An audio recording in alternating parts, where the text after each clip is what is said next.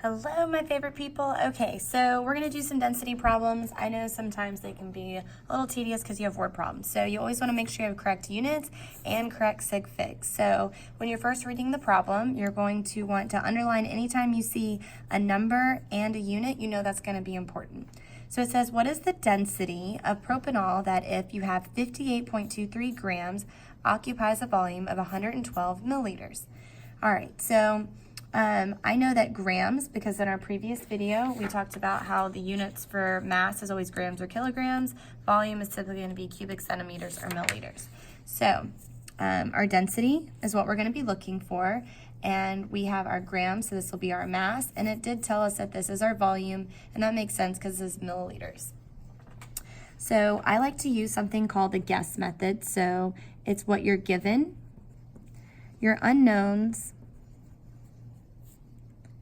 equation, substitute, and solve. You have to show your work anyways, so it's really great to show it within this order because you can get the maximum points that you can get in case you make a small mistake somewhere.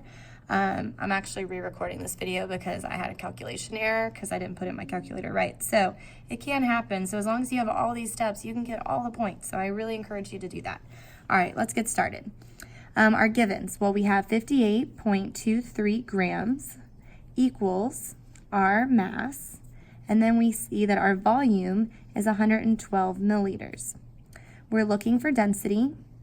So density on our equation, if you remember, we had the triangle, and we always want to get our driver's license where? At the DMV. If I want to find density, I cover it up when it's over each other, mass divided by volume.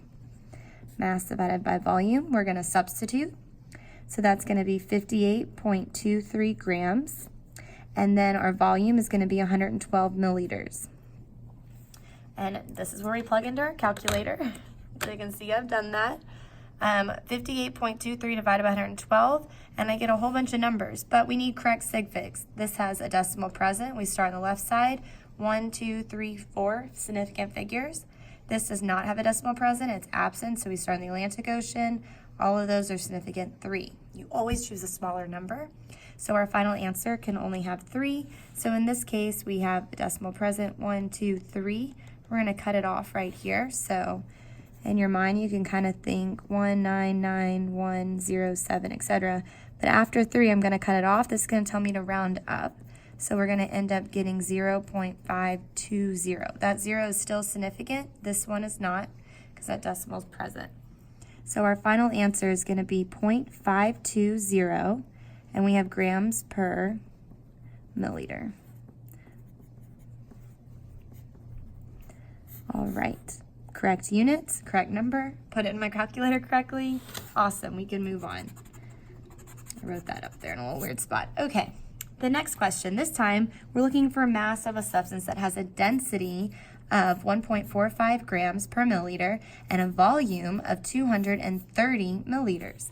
Using the guess method, I'm just going to write these out. You don't have to write this every time, but it's a helpful hint, and I'll also have those usually on your test or quiz to help remind you. So your given is going to be, here we have our density of 1.45 grams per milliliter. I'm writing it like this because it'll be easier to cancel out my units in a moment.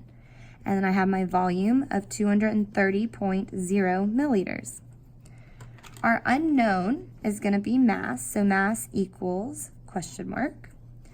Mass is equal to, cover up mass, D times V. So density times volume.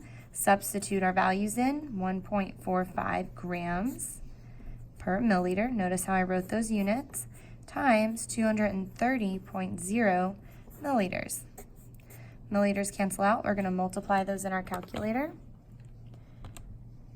1.45 times 230.0. And we get 333.5. We have 1, 2, 3, 4 sig figs. 1, 2, 3 are the ones that were measured. So our final answer has to have 3. 1, 2, 3. Imaginary line, this tells us to round up. So our final answer is 334 grams. That's our mass. So we've got our correct sig figs, correct units. I showed all my work. Great. One more problem.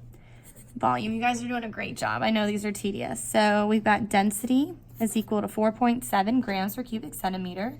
We have our mass that's equal to 97.9 grams. So using the guess method once again, I find it really helpful, especially when you get stuck on a problem or if you tend to skip steps. So our givens, we have 4.7 grams per cubic centimeter. So even if this word wasn't here, I would know that was density because we had grams over cubic centimeters or over milliliters. So that's our density. Our mass is going to be equal to 97.9 grams. We are looking for our volume because that's what we had here. And our equation is going to be equal to cover of volume, mass divided by density. So M over D, plug and chug. We have mass is going to be 97.9 grams divided by 4.7 grams per cubic centimeters. And so now we can cancel out our units. We treat them just like variables in math. Grams cancel out. So we plug this into our calculator. 97.9 divided by 4.7. And that gives us a rough answer of 2.8297. It keeps going. 8. But we notice that we have 2 sig figs, 2, 3. So our final answer can only have 2. 1, 2, draw a line. We're going to round up, so we get 21 cubic centimeters. All right, one last thing, which is kind of fun, float or sink. So are these going to float or will they sink? In water, the density of water is 1 gram per milliliter. So if the density of water is greater than the density of the object, then the object will float. But if the density of the object is greater than the density of water, or water is less than the object, then it's going to sink. So let's figure these out. 1, 2, or 3, float or sink. Sounds like a game from Ellen, huh? So we have 0.520.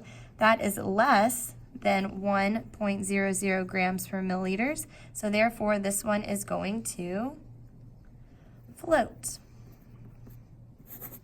Here we have a number that is greater than 1.00, so this one is going to sink in water. And this is also greater than 1, so it will sink in water as well. So on a test or quiz, just be ready to show your work and then tell me if it'll sink or float in water. Have a great day. Good luck.